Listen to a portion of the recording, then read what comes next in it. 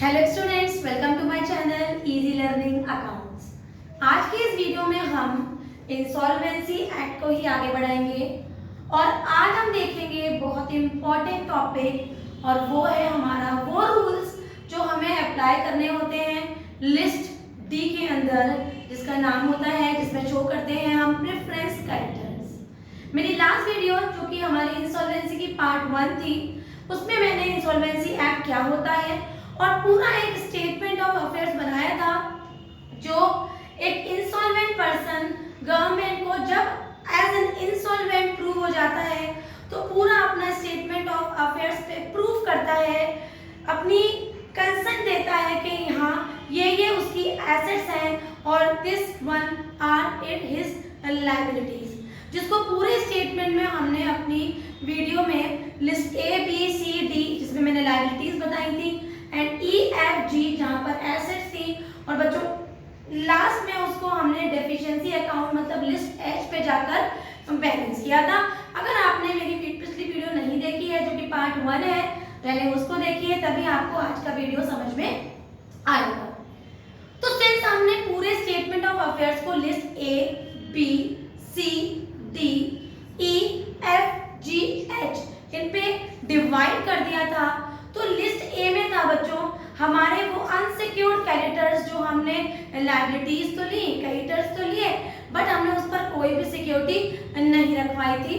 उसके बाद list B में था हमारे फुल्ली सिक्योर्ड, जिसमें हमने सिक्योरिटी ज़्यादा रखवा दी और कर्जा थोड़ा कम लिया। पार्टली सिक्योर्ड, कर्जा तो ज़्यादा ले लिया लेकिन सिक्योरिटी कम रखवाई। और फोर्थ पे था हमारा लिस्ट डी, जिसको हमने प्रेफरेंशियल क्रेडिटर्स के नाम से दिखाया था। थोड़ा सा लिस्ट ई एफ जी एच के बारे में भी आपको रिमाइंड करा देती हूँ। ई में था हमारी प्रॉपर्टीज, मतलब वो सारे एसेट जैसे कैश है और भी फर्नीचर है, बिल्डिंग है, प्लांट है, लैंड एंड बिल्डिंग है, प्लांट, मतलब whatever assets we are having, उसकी एक्चुअल वैल्यू और एस्टिमेटेड वैल्यू। उसके बाद एफ में था हमारे डेब्टर्स और जी में था बच्चों बिल्स रिसीवेबल, और एच से हमने बैलेंसिंग की थी, जहाँ पर हमने एसेट्स और लायबिलिटीज को डिडक्ट किया था, क्योंकि लायबिलिटीज ज्यादा होती हैं और एसेट्स कम, तभी हम इंसॉल्वेंट प्रूव हो जाते हैं। अब कैलकुलेशन करेंगे, जब सोल्यूशन करेंगे, तो लिस्ट डी एक ऐसा पॉइंट आता है जहाँ पर हमें बच्चों कुछ रूल्स फॉलो करने पड़ते हैं। उस रूल्स को फॉलो करने के लिए हमें क्वेश्चन में ये देखना पड़ता है कि वो जो क्वेश्चन है वो हमारा किस जगह की बात हो रही है, किस एरिया की बात हो रही है, किस प्लेस की बात हो रही है। तो जब हमारी जो प्लेसेस हैं स्पेशली आइडेंटिफाइड होती हैं, जैसे हमारी कोलकाता की बात हो रही है, चेन्नई की बात हो रही है या मुंबई की बात हो रही है, तो इन 3 प्लेसेस का हमेशा नाम याद रखना। अगर क्वेश्चन में चेन्नई, मुंबई और कलकत्ता इन प्लेसेस की बात हो रही है तो याद रखेंगे वहां पर जो हम एक्ट फॉलो करेंगे, रूल फॉलो करेंगे, उस रूल को हम कहते हैं हमारा प्रेसिडेंसी टाउन इंसॉल्वेंसी एक्ट, जो कि 1909 में आया था। और अगर इन प्लेस के अलावा बच्चों कोई भी जनरल प्लेस है, जैसे आगरा है, दिल्ली है, क्वेश्चन इस तरह से दिया हुआ है इंसॉल्वेंट पर्सन जहां से बिलोंग कर रहा है, तो वहां पर प्रोविंशियल इंसॉल्वेंसी एक्ट 1920 इसके रूल्स को फॉलो करेंगे। तो आज के इस वीडियो में बस मुझे यही बताना है कि जब हम लिस्ट डी बनाएंगे तो हमारे रूल्स किस तरह से चलेंगे। तो रूल्स को एक बार हम देख लेते हैं। पहला रूल जो हमारा प्रेसिडेंसी टाउन इंसॉल्वेंसी एक्ट का बता रही हूँ, वो है all the debt to any local authority, municipal tax, corporate tax, income tax, other taxes, water tax, electricity tax. ये टैक्स बच्चों जो हम देने हैं और क्वेश्चन में हमें दिए हुए हैं, तो डायरेक्टली लिस्ट डी में जाके ऐड हो जाते हैं और कहीं पर भी हम उसको नहीं ले जाएंगे। सिमिलरली अगर वो इन 3 प्लेसेस के अलावा अगर कोई जगह है जहाँ पर हम प्रोविंशियल इंसॉल्वेंसी एक्ट यूज कर रहे हैं, तो वहां पर भी हमें सेम करना है, पूरी की पूरी वैल्यू लिस्ट डी में ले जानी है और वहां पर जाके ऐड कर देनी है, राइट। दूसरा है रेंट ड्यू टू लैंडलॉर्ड। अगर क्वेश्चन में रेंट दिया हुआ है लैंडलॉर्ड का, तो वहां पर कितने भी महीने का लैंडलॉर्ड क्यों ना हो बच्चों, हमें केवल 1 मंथ का रेंट उठाना है। और अगर वो प्रेसिडेंसी टाउन इंसॉल्वेंसी एक्ट को यूज कर रहे हैं, फॉलो कर रहे हैं, अप्लाई कर रहे हैं, तो वहां पर हमें केवल 1 मंथ का रेंट लेना है, चाहे कितने भी मंथ का रेंट क्यों ना दे रखा हो, हमें ओनली 1 मंथ का रेंट लेना है। लेकिन अगर इन 3 प्लेस के अलावा अगर हम प्रोविंशियल इंसॉल्वेंसी एक्ट तो रेंट वाला पोर्शन हमें लेना ही नहीं है और इसको बिल्कुल इग्नोर करना है।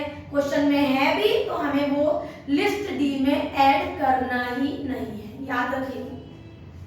Now the workman compensation act, अगर वर्कमैन का कंपेंसेशन गिवन है तो हमें क्या करना है, जैसे लोकल अथॉरिटी को हमने कोई भी एक्ट यूज कर रहे हैं, प्रोविंशियल हो या फिर प्रेसिडेंसी, दोनों में हमें ले जाना होता है उन टैक्स को, लोकल अथॉरिटी के टैक्सेस को या पेमेंट्स को।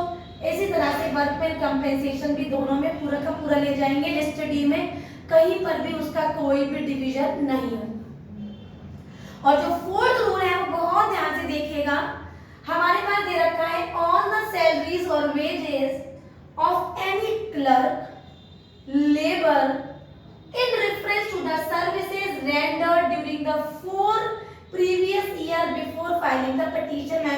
मैंने पटिशन दायर किया है मार्च में, तो मार्च, फरवरी, जनवरी और दिसंबर, ये 4 महीने का जो हमने पहले का जो हमने पटिशन दायर करने से या अपनी इंसॉल्वेंसी का पटिशन गवर्नमेंट को देने से पहले 4 महीने का प्रोविजन केवल यहाँ पर अलाउ होना है।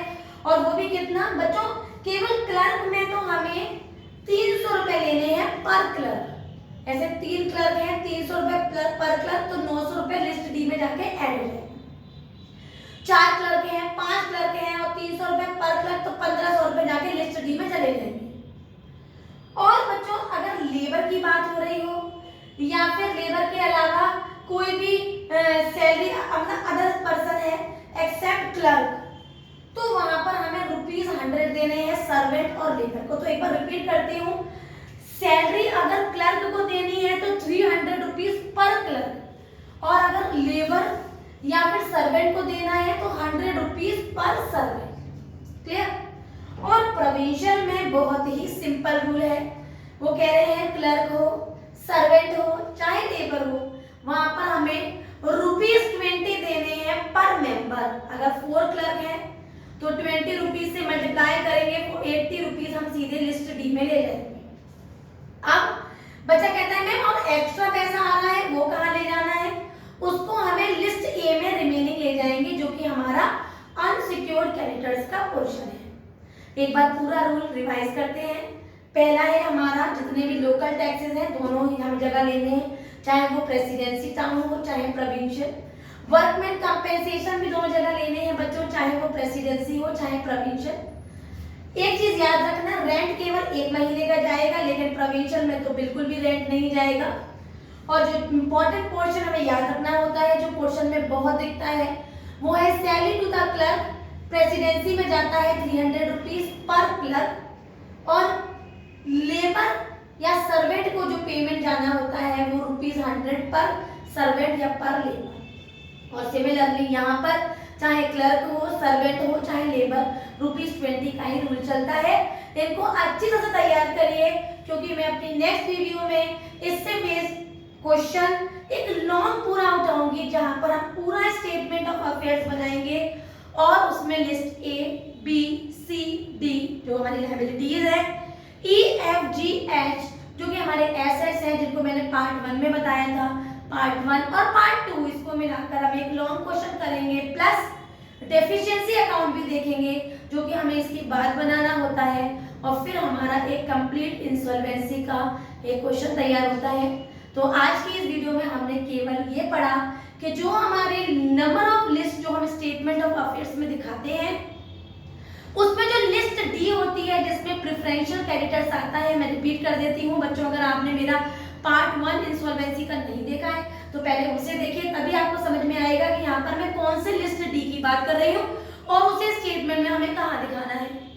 अब उसकी वैल्यू को लाने के लिए कुछ कैलकुलेशंस करनी होगी, वो हमारी ये है, हम इनको फॉलो करेंगे और इसको अप्लाई करेंगे। अगर आज का ये वीडियो जिसमें हमने provincial insolvency act plus presidency town act को जो रूल्स पढ़े वो आपको समझ में आया हो, एक एक पॉइंट आपको अच्छे से क्लियर हो गया हो, तो मेरी वीडियो को लाइक करें, शेयर करें और मेरे चैनल को सब्सक्राइब जरूर करें। Thank you.